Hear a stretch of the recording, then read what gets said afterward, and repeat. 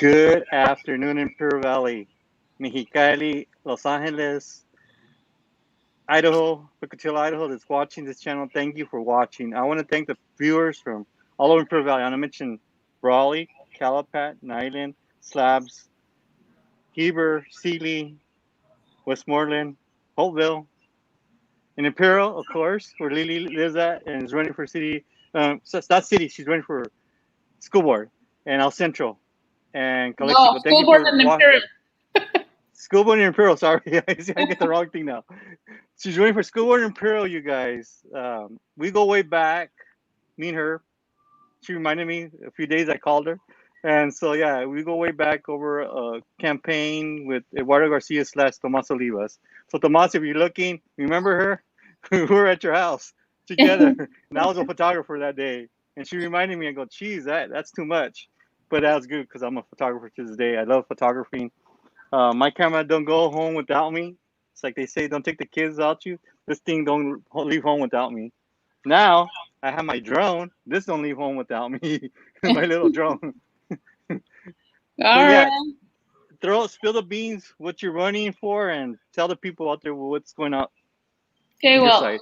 what's up, Imperial Valley? My name's Liliana Duran. I'm running for Imperial Unified School Board. I am going against the two incumbents there, so I am the only woman that is a candidate for this position that is seeking a seat on this board. I've lived in Imperial for quite a while now. I've lived in Imperial Valley all my life. And I'm a teacher, I'm a parent, and that's about it with me. I mean, I live a pretty simple life here. I'm married, a bunch of kids, all very good kids, all from Imperial. And being running what you're running for, what motivates you to be running for the school board? Well, I'm pretty much vested in Imperial. My youngest is in third grade, so I'm going to be in Imperial School District for a while, and I want to ensure that my kids are getting the education that they should be getting, that they are actually getting highly qualified teachers, that they're retaining these highly qualified teachers. Making sure that these schools are clean and safe, making sure that that teachers are trained with all the new stuff that's going on, all the new modules that are coming out in education, the technology that they need, making sure that Measure O, is being used correctly, because I'm a taxpayer here too. So all those things, I think, really brought that to my attention. But the best part was that I feel so blessed to be able to say that that all of my kids have had wonderful teachers. No complaints, especially right now. I see the effort that is going into this distance learning, which is new to everybody. So that was a big thing for me. When I was teaching in public school, I teach for the state now. But when I was teaching in public school, I know what teachers need. I know what how they perceive things at times, because I've seen good board members and I've seen board members that are not so good. And I've seen good administrators and not so good administrators. And so I know teachers often feel like they're not heard, like they're just expected to do all kinds of stuff. And the expectations come from parents, from myself as a parent too. I know that when I moved here, the first thing I told my husband was, we've got to move to Imperial, because look at the education here. Look at the school system there. It's one of the best. Look at the high school. I want my kids to be in that district because this is what I expect. And so walking with my 15-year-old daughter now, she was going to be in first grade.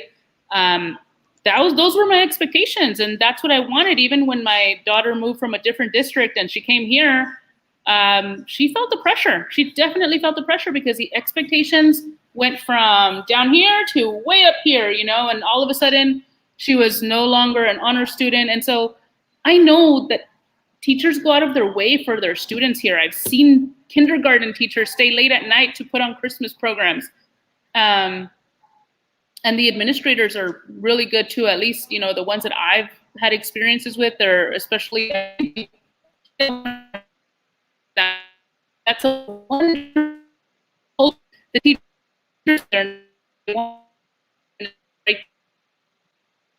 those things that motivated me to run, because I want to make sure that these Imperial teachers are getting heard, that they're being taken care of, that parents that need help in certain areas. I think for a long time, at least what I've been told, Imperial was not Title I, so they didn't see the deficiencies between students, that could speak English, couldn't, that lived between a certain poverty line. The others were middle class, high class, whatnot. I think pretty much they were all pretty much the same. And now you see a lot of things that, parents might need resources that they don't know that's available to them.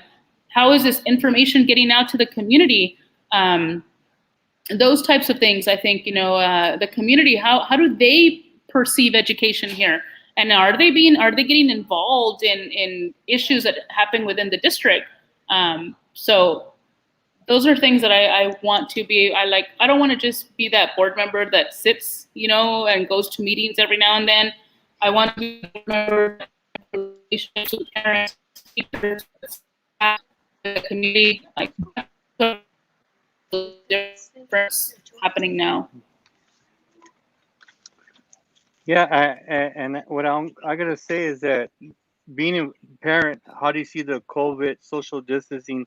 Because we talked about earlier, high Wi-Fi and your kids, the learning part now running for office. How do you see that now? The way going old school election to now social media, and now they're listening to you and me, what's going on in COVID, how do you see it? Well, you know what? I'm not a politician. This is my first time running for anything.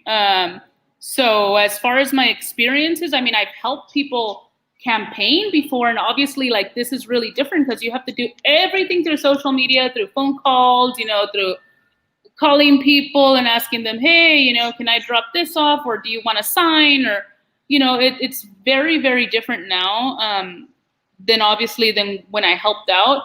I guess you could say that I'm fortunate in that I have a lot of support. I was endorsed by the Imperial Teachers Association, and my family, they totally backed me on this. I grew up around politics. My mom was in one of the cities here in the county for over 30 years, and she always ran uncontested. Anytime they knew she was going to go on the ballot, they were like, nope, not going to run against her. And she was great. She was not your typical politician. She talked to everybody. She was out there, but she was kind to everyone. I never saw her be a dirty politician with campaigns. She never spoke an ill word about anyone. So I had a perfect role model in my mother growing up.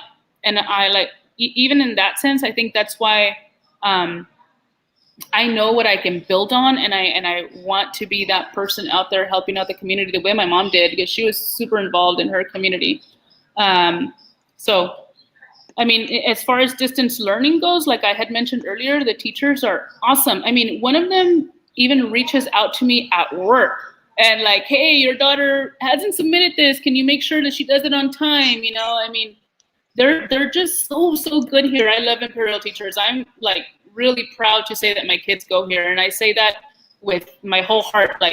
That's something that I mean. I love that my kids go to Imperial. My daughter graduated when she was 17. In 2017, she graduated from Imperial High School. She is 21 years old, and she has a bachelor's degree. And I know that has to do with our parenting and all that, but it also has to do with the rigor that Imperial instilled in her when she was going to high school, and how they pushed her. Going to school at 7 a.m. and on weekends. And, that was, at first I was like, what the heck? Why are they asking you to do so much? Now I see it. And she has her career's already started as a 21-year-old, and she's working on her master's. I didn't get my master's till I was 28. So it's just, those little things I see, and I want to help out the way that they help my family. So that's another reason, I guess, that you could add on to my huge reasons as to why I want to be a school board member. And like I said, I'm not a politician. I have my bachelor's in English. I have my master's in educational leadership. I've done acting vice principal where I work now. I have the experience. I know a little bit about the field, but I think working where I work now, I see more what I didn't have, what I was lacking as a teacher because of what I have now. You know, I get help in my classroom.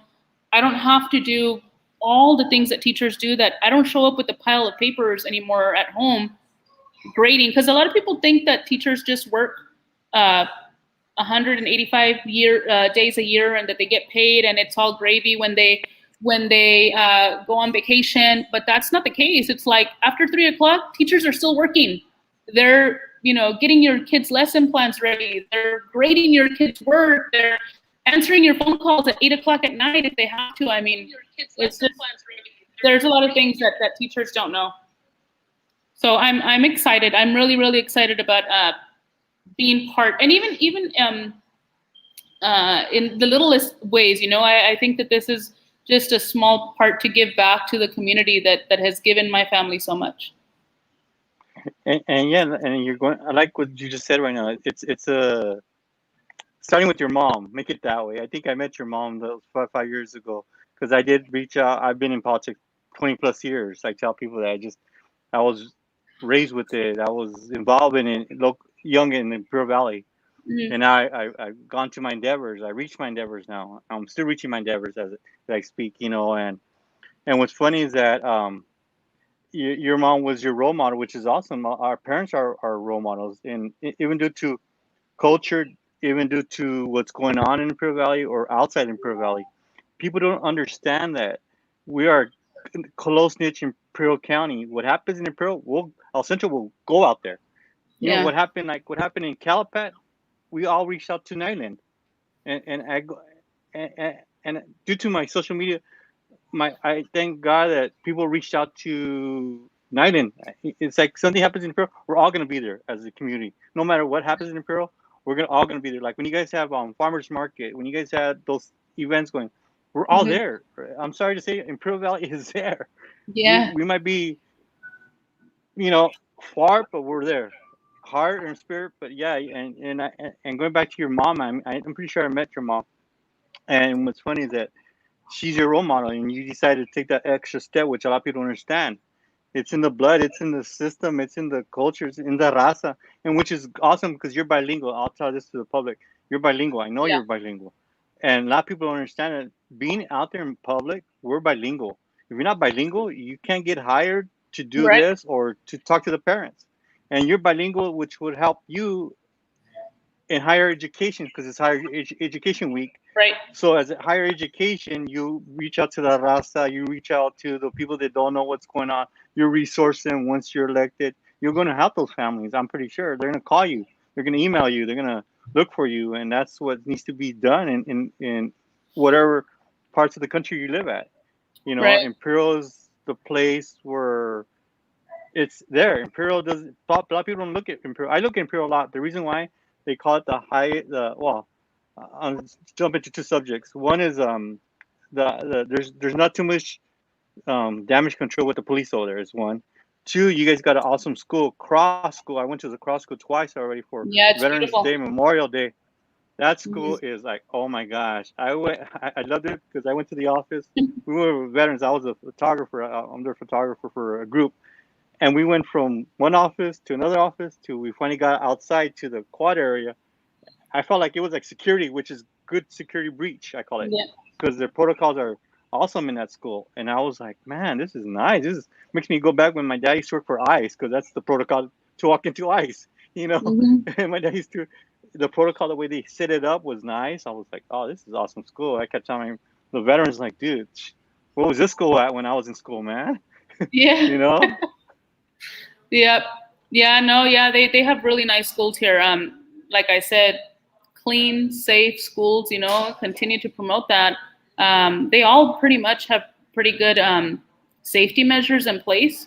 I feel comfortable all the time, you know, with my kids there. I've never, like I said, I've never had an issue with anything, you know, and I hear other parents and I'm like, oh man, thank you God that I don't have, you know, those issues because the schools are really, really good.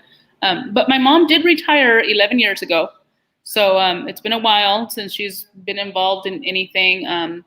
And so yeah, but she's definitely still very involved with me. You know, she's still tells me you're crazy for doing this, but I think I feel good about it, and it's just a calling that I guess you would call it. It wasn't something that I planned a year ago. It was just something that I felt that our community here in Imperial needed was a little bit of a change.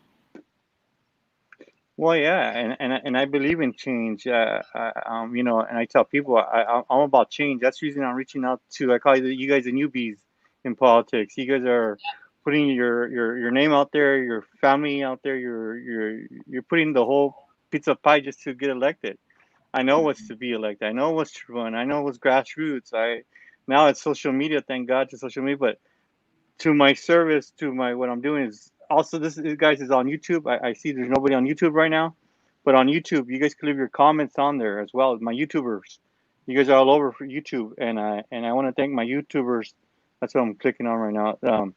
We're live on YouTube, and I just want to thank my followers on YouTube. I got, you know, there's one watching, but whoever you have comments for her, throw me your comments, or on Facebook if you're here from Imperial, throw me your comments for her. If you have questions for her, you know, and I put your Facebook page because you have a Facebook page. Am I right? Yes. So Yeah, people can reach out to you.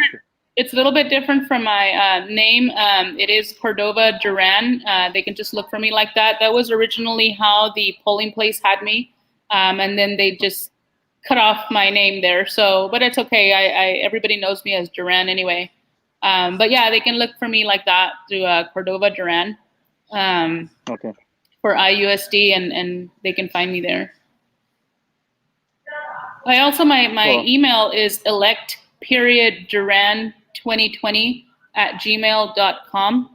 If they have any questions, I check it every day. So just be patient with me because I do work from 8 to 4, so I won't see anything until after 4 o'clock.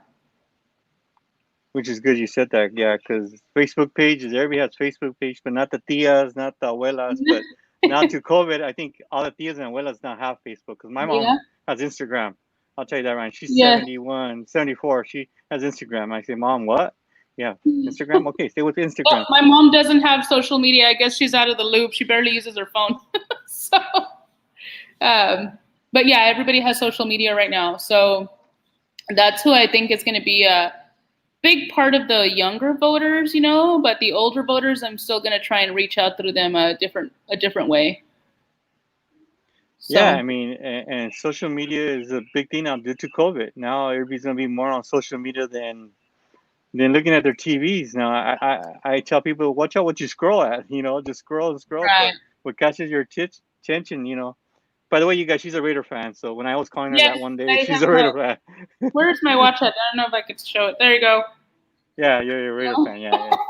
So guys, she's a Raider fan. Okay. Yeah. I called her one day. The games was. I don't know if I'm gonna lose. I don't know if I'm gonna lose votes for that. Yeah, you called me when I was watching the Monday night game. That was that was the best game ever.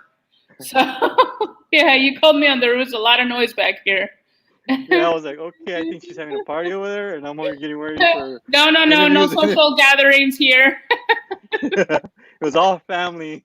Yeah, it was all her family. Just my little family here. But yeah, I'm really excited. I'm excited about campaigning. I have friends that are always calling me and supporting me and asking me. Even my sister that lives in San Diego, you know, she's still also, how's it going? What are you doing? What are you not doing? You know, don't get complacent. So it's so easy to kind of fall back when you have so much going on. But we are about to go to face-to-face learning in my institution where I work. We're going to start next week. So this week has been crazy trying to prepare for that. So that's going to be something new. And so I want to say distance or how? They're going to be social distancing. My students are adults, so they should be able to keep their masks on. But even then, I mean, it's going to, you know, sanitizing everything every time they leave, every time they come in, making sure that there's not too many, you know, in the same place, how many go out to the restroom, keeping the water fountain. I mean, there's just so many things in place. But I'm even excited about that. I miss my job. I miss teaching. We've been gone since March.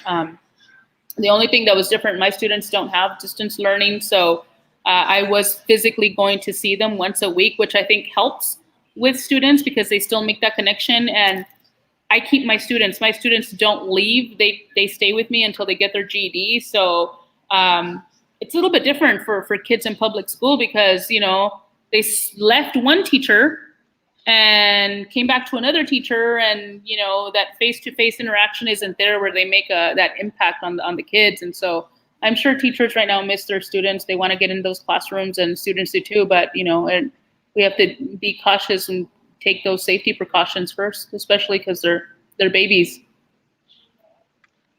Don't forget to vote for her on October 5th.